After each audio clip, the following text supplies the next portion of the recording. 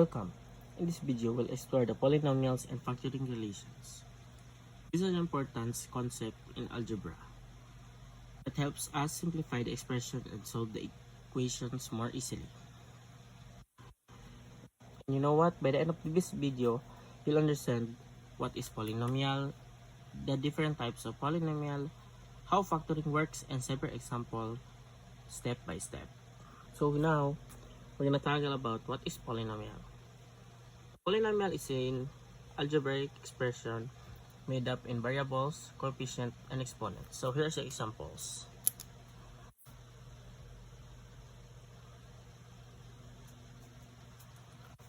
So for example, 3x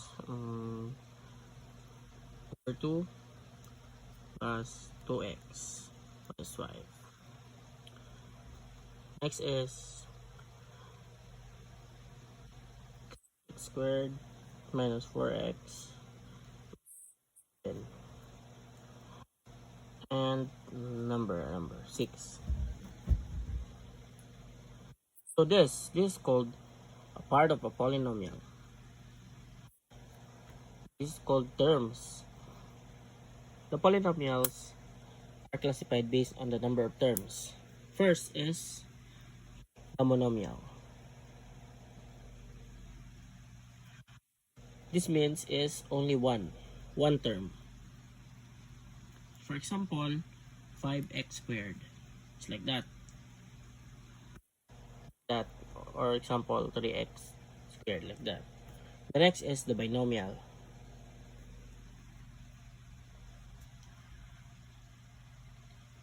This is the binomial is two terms, means two terms. So example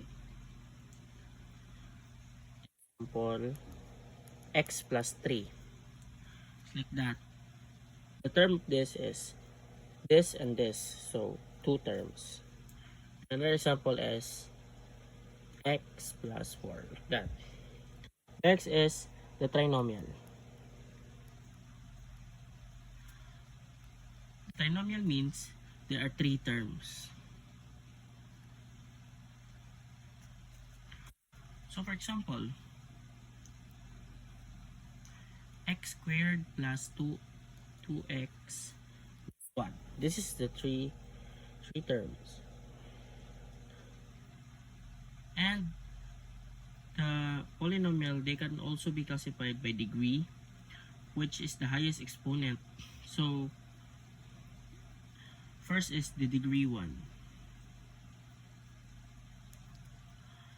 That is linear. Degree 2 is quadratic. And the degree 3 is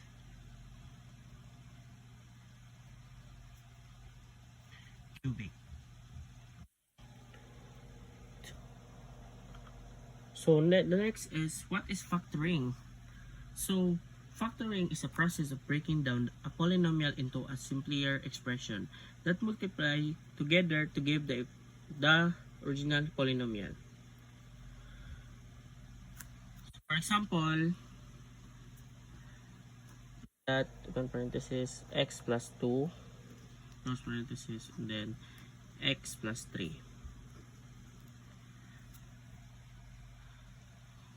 And equals by x squared plus 5x plus 6. Answer.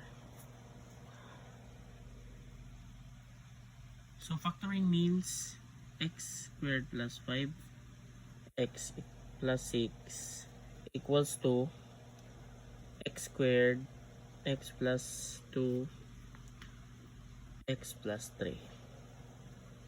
That is it. The next is the common factoring methods. First is the GCF, or the greatest common factor.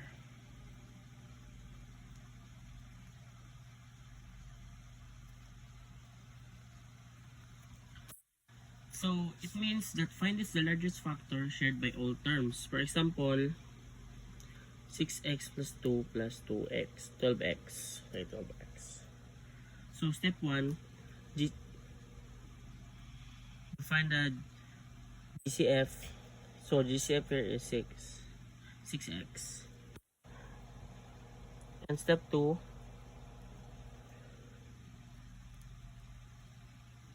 gonna factor it out. And the final answer is 6x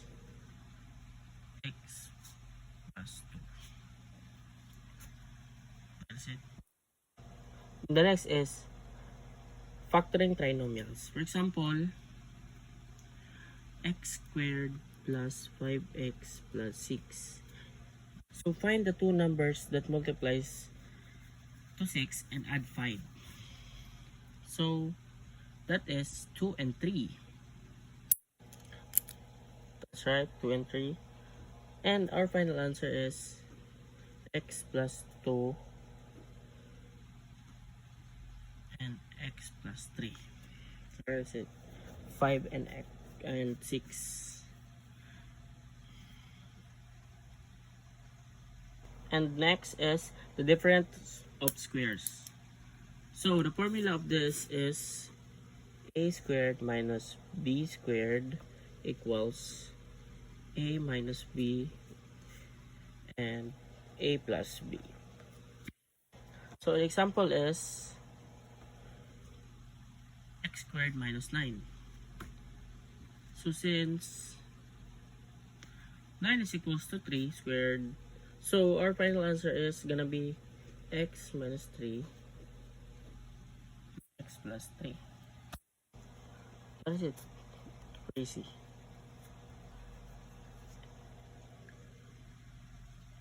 And more examples. So factoring.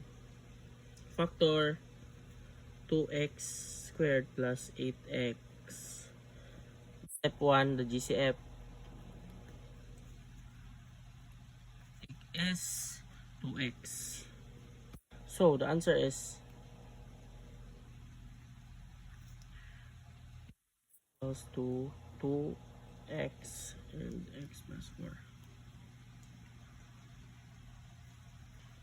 And the next example is x squared minus 16. So recognize difference of squares. So where the answer is x minus 4 x plus 4. For the last example is x squared plus 7x plus 10. 7x plus 10. And find the two numbers, 5 and 2. And now our answer is x plus 5 and x plus 2. So it is very easy. And to summarize it, so polynomials are expression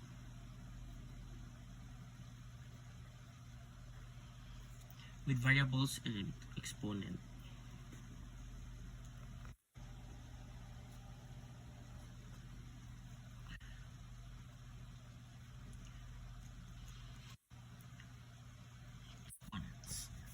So just like the x squared, like that, the term polynomials are expression with variables and exponents. So you'll know about it. So next is the factoring.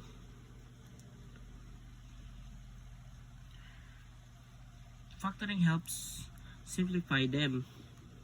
So factoring helps simplify, make it shorter for the polynomials to understand. Next is the CGF. It includes methods just like CDF, trinomial, and differences of square.